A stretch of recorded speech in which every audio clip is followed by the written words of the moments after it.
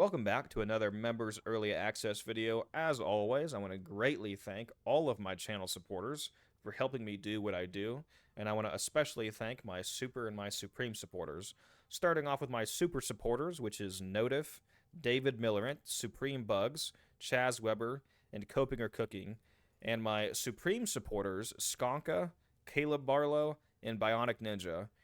You guys help me keep doing what I'm doing. You have no idea how much it means to me. Thank you very much. And if any of you guys that are watching this video are seeing it the day later when it's available for everyone, if you want to see videos like this a day early, you can consider joining up for YouTube membership for as little as $5 a month. Now let's get on to the video. Hello there, and welcome back to the Codex.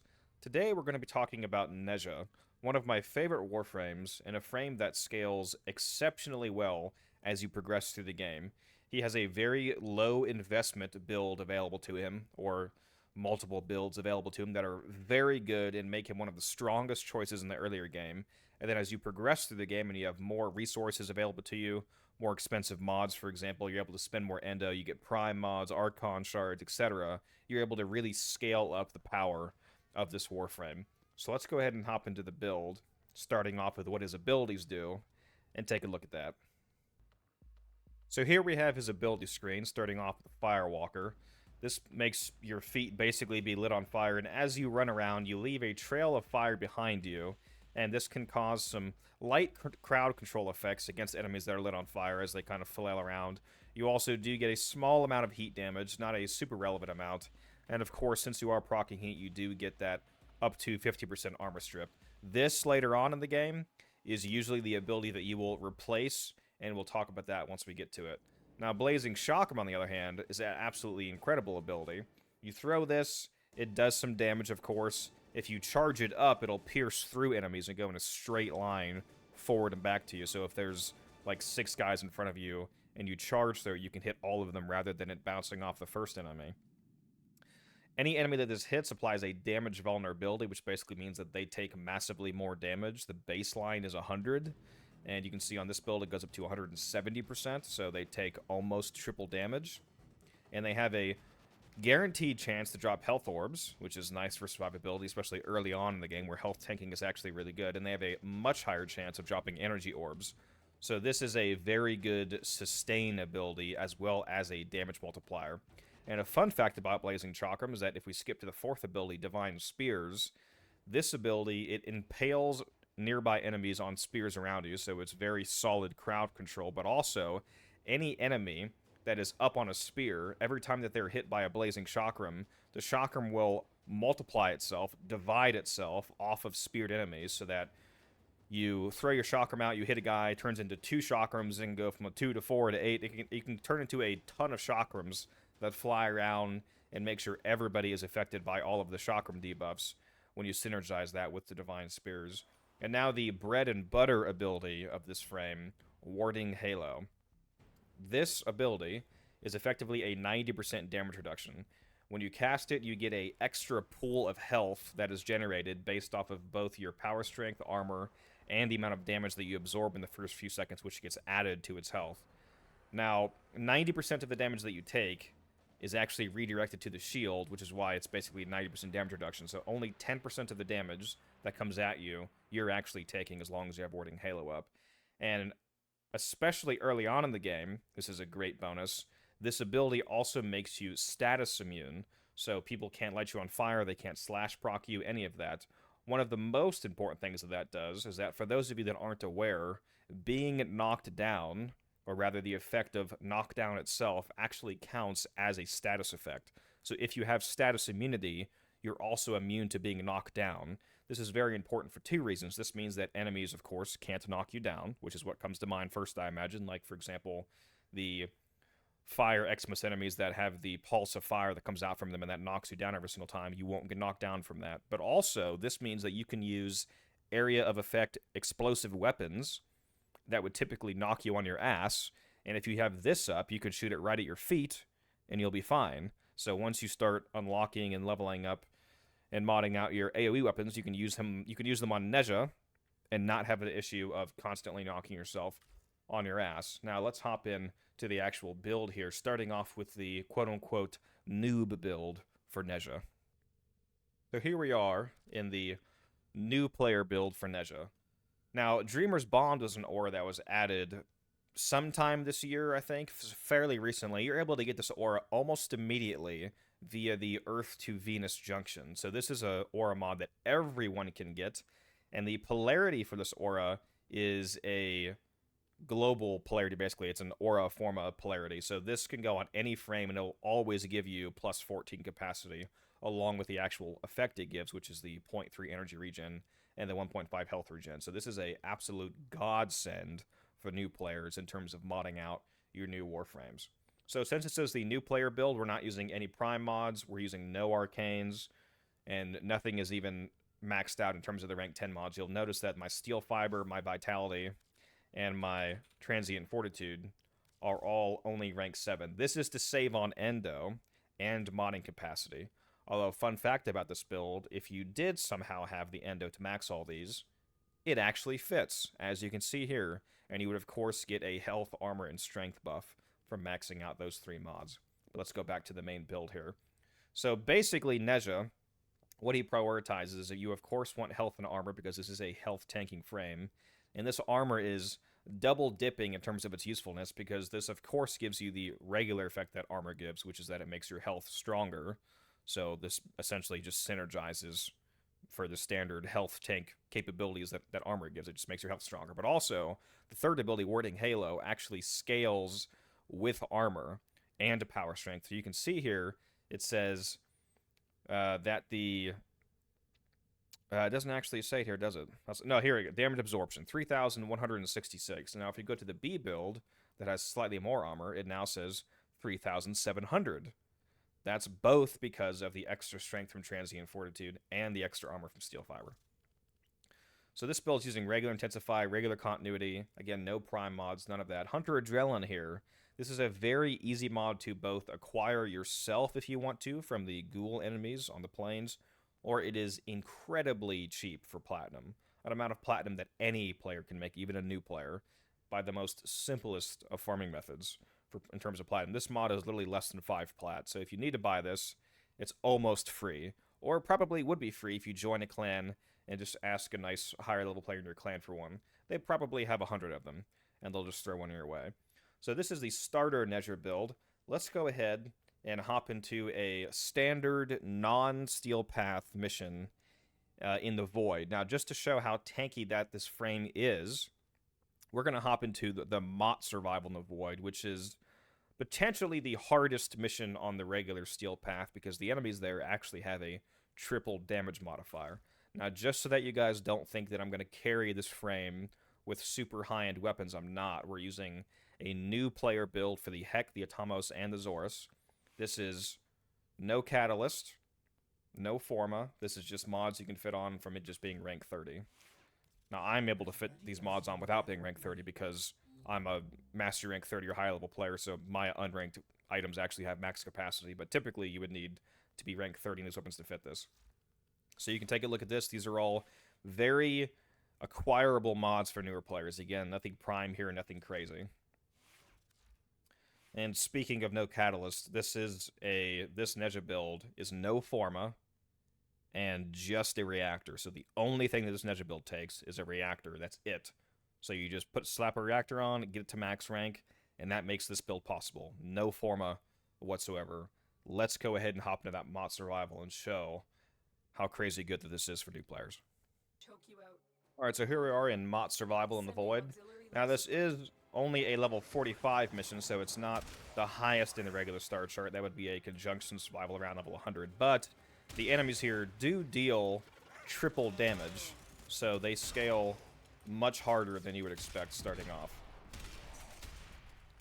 And as you can see here, even the weapon that I'm using with the very minimal mod setup that I showed that is, again, new player oriented, is absolutely able to deal with these enemies. You can see here my Warding Halo, the third ability, is easily keeping me alive. And don't forget to use that Blazing Chakram to give yourself both energy and health orbs back.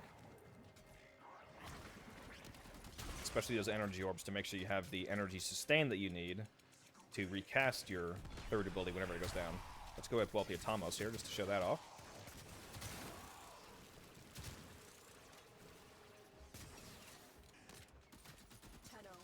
But yeah, very effective. I'm just going to stand still for a moment so you can see how tanky this is. Obviously, letting enemies shoot at you without you attacking back is not a realistic scenario, but I'm just doing this to show how truly tanky this is, even with just the new player build. Of course, it's even tankier in the real-life scenario of you fighting back and not just letting enemies onslaught you, because you will, of course, take less damage if you kill the enemies around you, rather than letting them do this. But as you can see in this scenario, I'm just standing here, and they are basically completely incapable of killing me, which is hilarious, given how low investment this build is, and the mods aren't even maxed out. Now, don't forget, when your health gets low, you can throw out that chakram, and you'll get those health orbs guaranteed on every single kill of an enemy that has been affected by the chakram. So those divine spears here, and I'll show you that multiplication I was talking about. You see how once I hit a speared enemy, my second ability, the chakram, multiplied and started flying all over the place. So it gets better and better the more enemies that you have on spears. And that also means that you will generate massively more health and energy orbs. So the energy sustain and the health sustain on this frame truly is astounding from a new player's perspective. And even later in the game, it's still fantastic, as we will see later on in the video. Just to really prove the point here, I will hop over to that level 100 Conjunction Survival on Lua, just to prove that this really can easily carry you through the non-Steel Path Star Chart and beyond. Here we are in a Conjunction Survival. There actually happened to be a Fisher up, which made it even higher level, so I took the opportunity to do the level 103 to level 105 version of the mission to really showcase the fact that this build is fully capable of surviving here. We will use that Zorus for sure here to do some good damage. A weapon I highly recommend that all new players get ASAP. It comes from the Deadlock Protocol quest. But yeah, let me just go ahead and stand still again, just for a moment here to show you what it's like when these enemies try to kill me.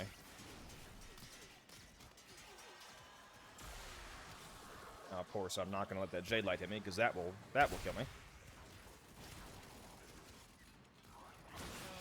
Yeah, you can see. There we go. Well, I went down that time. But again, not a realistic scenario, just letting them shoot at you. But you can see, that proves you literally have to stand still and let them shoot at you in order to go down on this setup. Let's go ahead and activate Firewalker, just because we have it, so why not? We'll use that crowd control from the fourth ability. Now that we're playing more actively, you see that they absolutely will not have an opportunity to take you out like they just did there. I suppose that showcases the importance of movement and making sure that you're keeping up on your kills. That is a large part of your defensive capability. They do say that the best offense, or the best defense rather, is a good offense, and that absolutely applies in Warframe to an extreme degree. So never stop killing. Make sure whenever that third ability drops, you keep that back up. There is a audio cue and a 1 second of invulnerability when your third ability drops, so you do have a little bit of time there to respond. Alright, now let's hop back to the ship and talk about the intermediate mid-game player build. Alright, so we have upgraded from the regular Nezha now to Nezha Prime.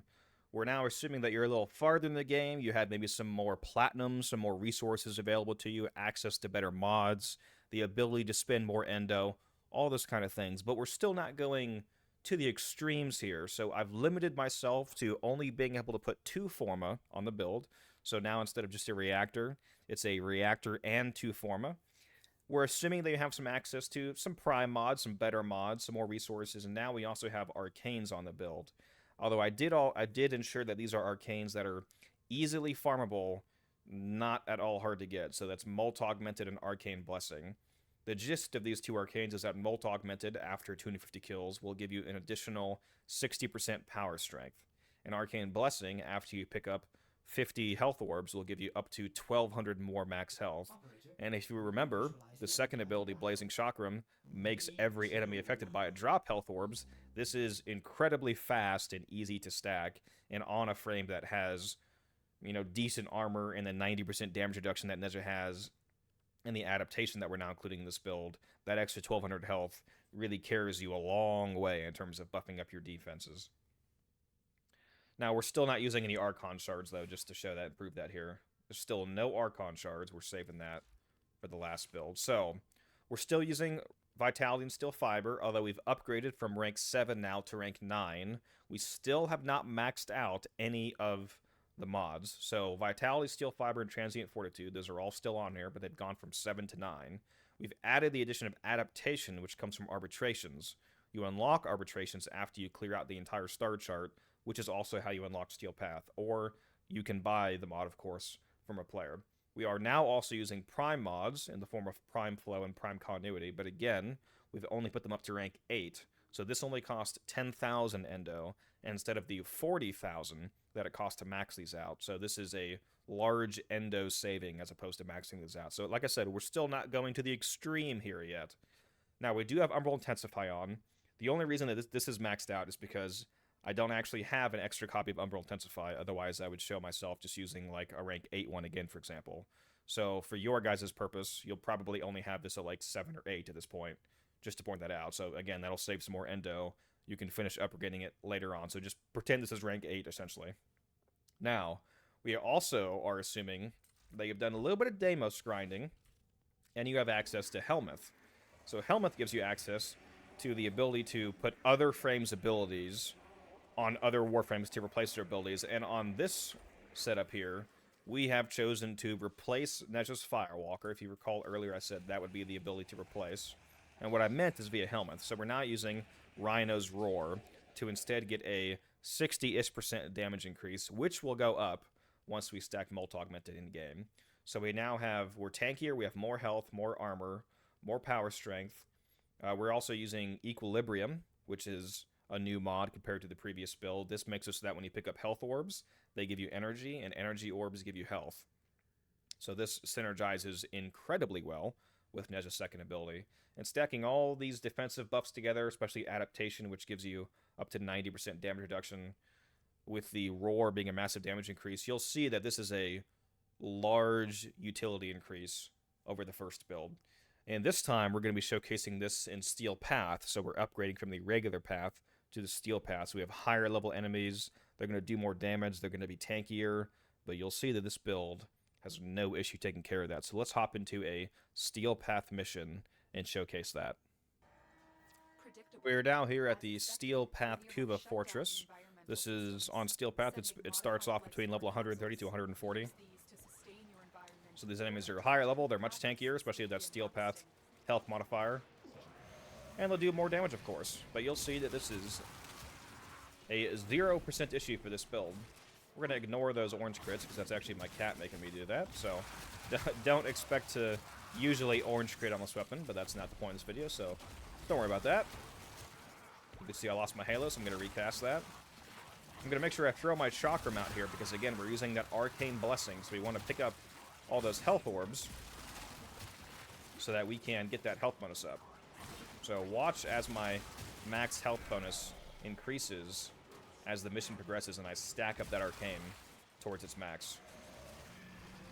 So I'm going to use my spears here to massively increase the amount of enemies that are affected by my Chakram, and then kill all these guys, and that'll drop a enormous amount of health orbs. As you can see, I just picked up 550 worth.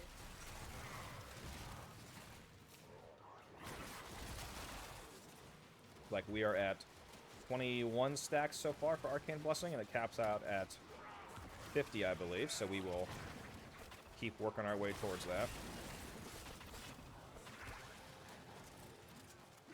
Let's pull out the Cycron here.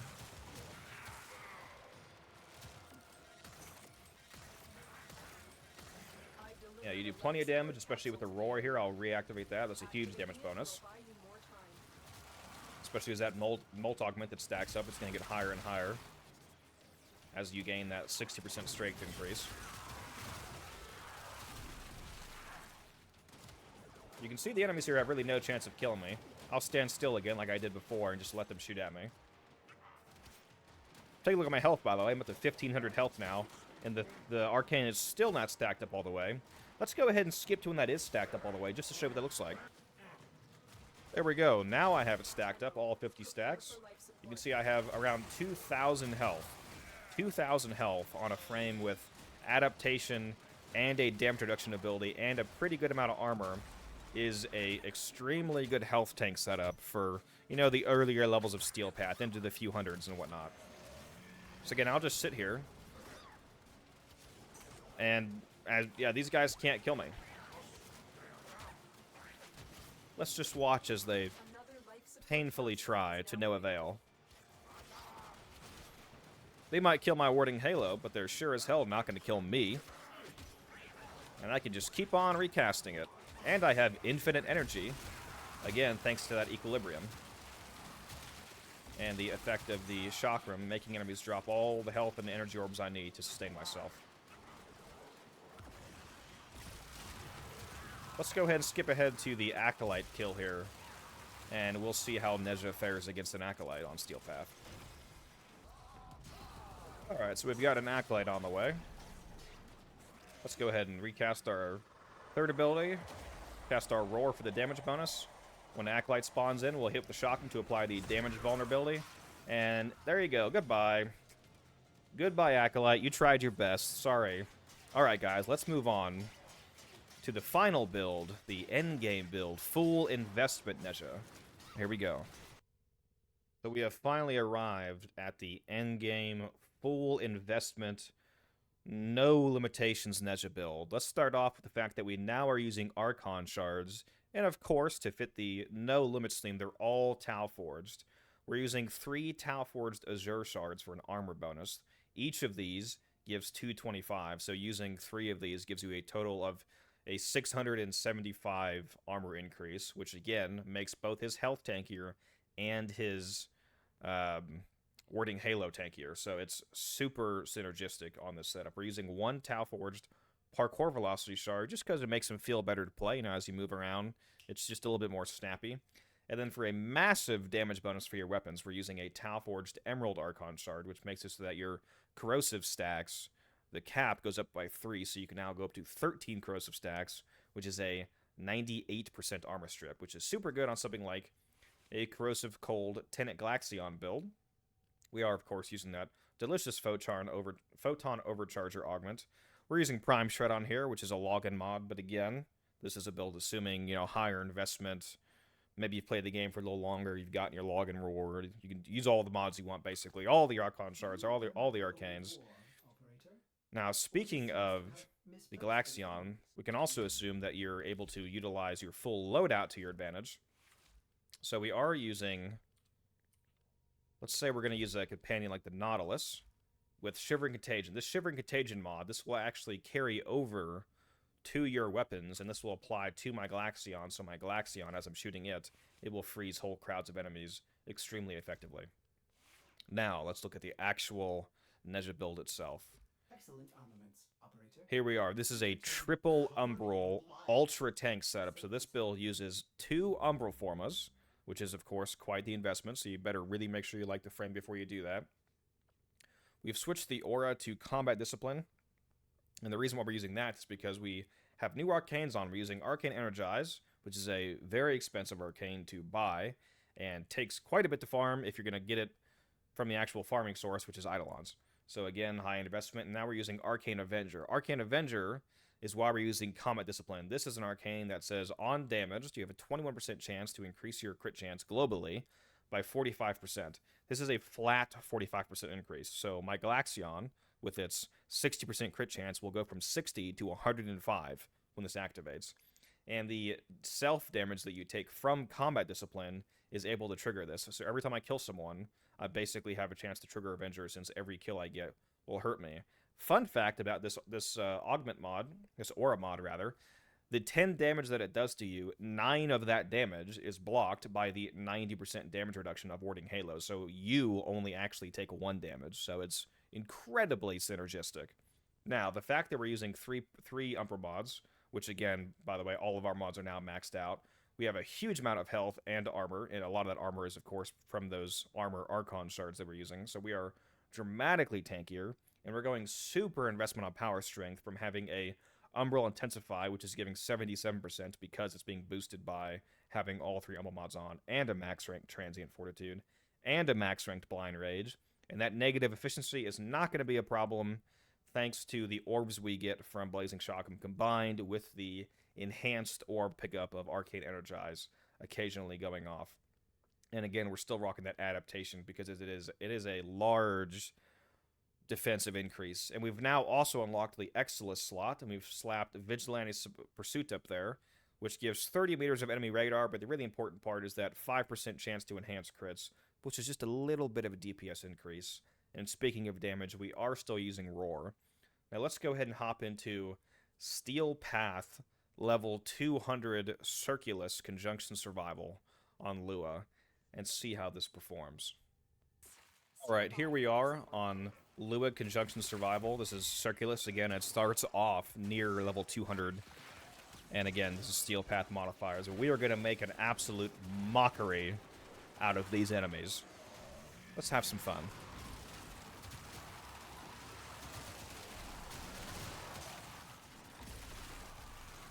You can see that Nautilus Sentinel's also doing some work, grouping up those enemies for me.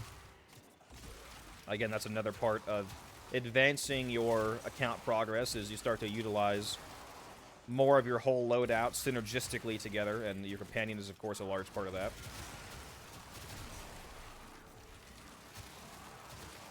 Not only are we extremely tanky in terms of our actual defensive values, but we're also extremely tanky in regards that we're killing enemies so fast and crowd controlling them so hard that a lot of them don't even get a chance to do any damage to us in the first place. So we have ascended this build to a new level of potency, both regarding its defensive ability and its damage output. You can see what I'm talking about with the Glaxion. Instead of getting mostly crits like you would on a regular Glaxion build, but still a pretty substantial amount of non-crits, we're now getting entirely crits and even the occasional orange crit, thanks to that Arcane Avenger. Speaking of the Avenger, let me pull out the Zorus again and see how that likes it. The Zorus definitely likes it, but the enemies don't, I can tell you that.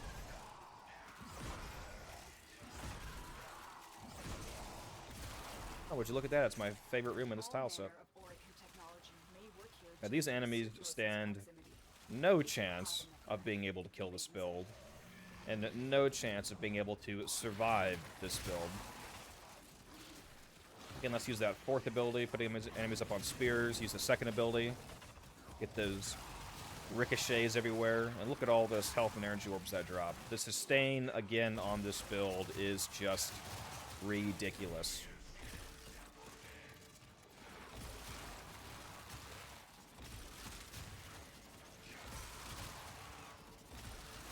It's just too good. Alright, let's skip ahead here a few minutes to when the Acolyte spawns. That way you guys can see how this version of the Nezha build is able to handle it. Here we go. We've got an Acolyte on the way. Take a look at that 55,000 wording Halo, by the way. That's fun. We've got Angst coming in. Again, hit him with that damage vulnerability. Let's throw the Zorus at him.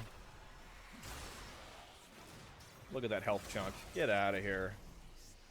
Yep, looks like the Acolytes still can't handle it, regardless of what level we're at.